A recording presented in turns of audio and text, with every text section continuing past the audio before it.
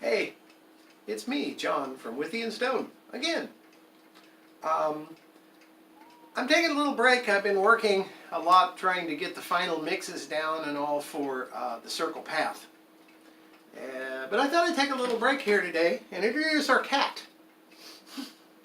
No, you're not in this. I'm sorry. Go away, go away. I wanted to talk about some of the instruments used in the production of the Circle Path.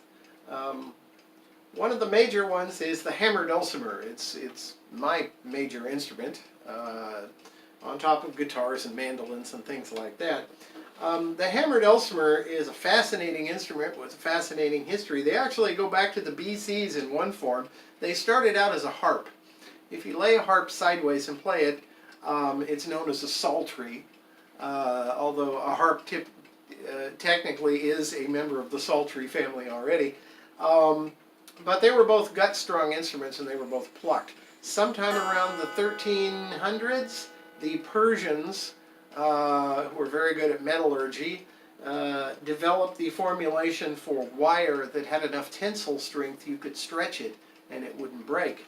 And it could therefore be used for musical instruments.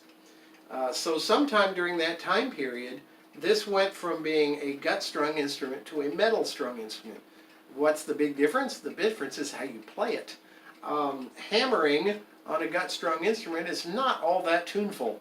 However, once you put metal strings on it, rather than plucking it, if you struck it, you get this lovely bell-like sound.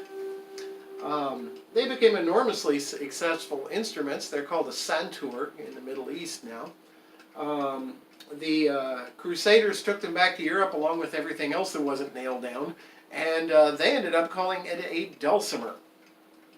And they became very popular all during the Renaissance period there, in the late Middle Ages, clear until the early 1900s, through most of England and over here in the U.S. Before they died out in popularity. What killed them off was swing music.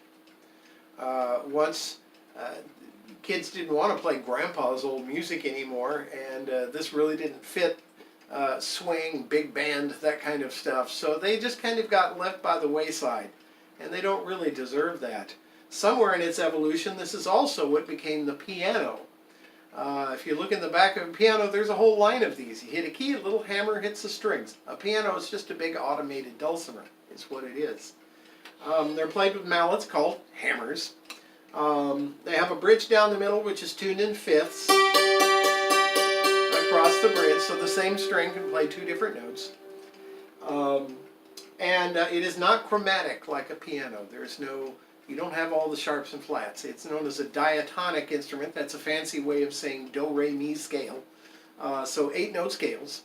So if you take that fifth across the bridge, that means you play 4 up one side, 4 up the other. There's your scale. Just depending on where you put it, this is multi-diatonic, means it's tuned to different diatonic scales all at the same time. So if I move up 4 on the bridge, play that same pattern, I'm another key, 4 more, same pattern. Want to play in a minor, you just start up 1.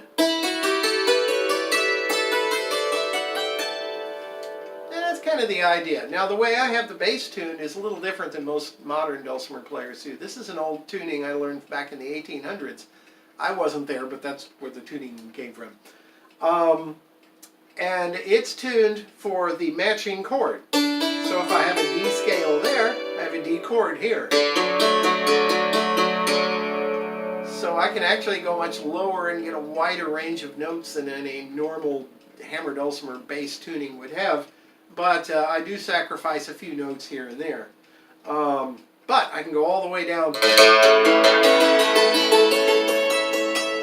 and get those big, rich arpeggios that you can't do really with the more modern tuning.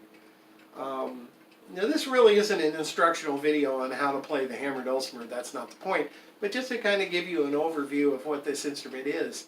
I used it on several songs in the Circle Path, most notably in Closer Than the Beating of My Heart.